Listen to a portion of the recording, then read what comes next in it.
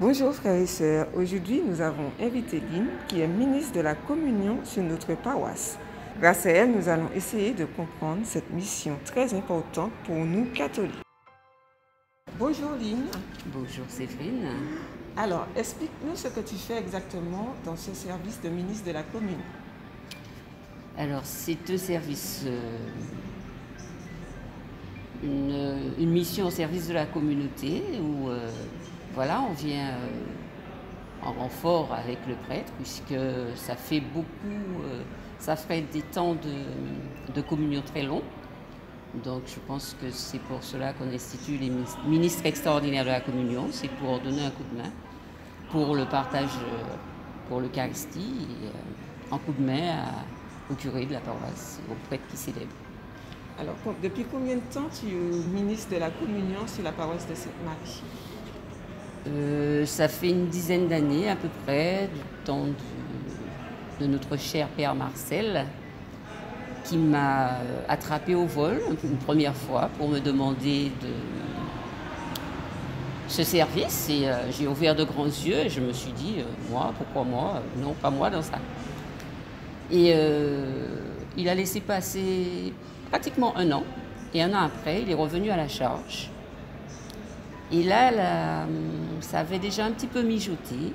Et je me suis dit, mais si le Seigneur t'appelle à un service, est-ce que tu peux dire non? Qu'est-ce qui t'empêche de répondre à l'invitation que t'a faite le Seigneur? Et voilà comment est partie l'aventure. Et Père Marcel m'a préparé, on a échangé, on a vu ce qu'il y avait, voilà, ce qu'il fallait, le minimum qu'il fallait avoir, et voilà comment j'y suis. Donc là, c'est la raison pour laquelle tu as accepté cette mission, voilà. Grâce à l'appel du Seigneur qui t'a voilà. travaillé le cœur. Tout à fait. Donc, dis-nous un peu ce que ça a changé dans ta vie d'être ministre de la Communion. Ça a changé bien des choses. Ça a été le début de le chemin sur lequel je marche aujourd'hui. Donc, étant au service de la communion, je me fais un devoir d'essayer d'être à l'image de ce que le Seigneur me demande. Donc, c'est vrai que j'ai beaucoup réfléchi, beaucoup cherché, je cherche encore et j'essaye de chaque jour de faire de mon mieux pour être à l'image de ce que le Seigneur me demande. Et quand on porte la communion à quelqu'un, à l'église, on ne peut pas dehors aller à l'encontre de cette image. Donc, dans ma vie de tous les jours, oui, ça m'oblige à faire attention à ce que je fais, à comment je suis dans la vie de tous les jours, dans la rue, où je me trouve. Voilà. Donc, pour finir, la dernière question, un message pour les frères et sœurs qui ne sont pas dans un service au sein de la paroisse.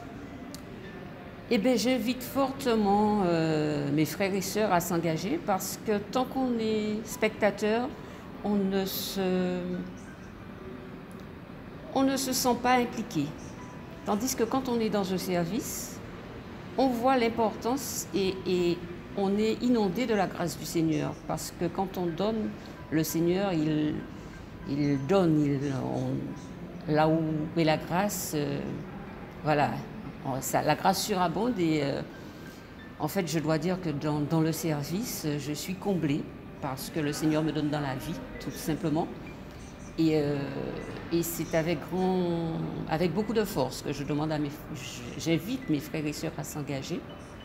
Et je crois que nos frères et sœurs qui portent aussi la communion à domicile ont besoin d'accompagnateurs auprès de ces malades, auprès de ces gens qui ne peuvent se déplacer et être en communauté. Donc, comme on ne porte pas la communion tout seul, ils ont besoin d'accompagnateurs. Et c'est une grande joie de voir comment ces gens accueillent le Seigneur. Et voilà, j'invite chacun à s'engager, quelle que soit l'activité, dans ce que le Seigneur l'appelle, puisque nous n'avons pas tous les mêmes talents et que, voilà, on a tous des talents et on a tous quelque chose à faire dans la communauté pour faire grandir notre Église. Est-ce que tu peux nous expliquer la démarche à faire pour inscrire un malade qui souhaite recevoir la communion? Ben, il y a le secrétariat de la paroisse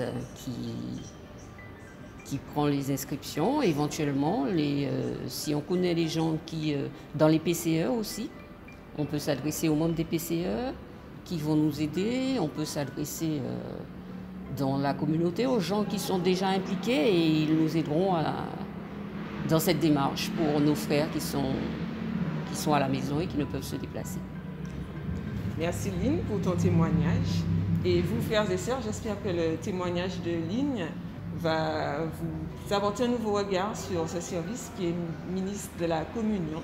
Et puis j'espère aussi que vous allez ressentir aussi cet appel pour vous inscrire à une mission au sein de notre paroisse. À bientôt. Au revoir.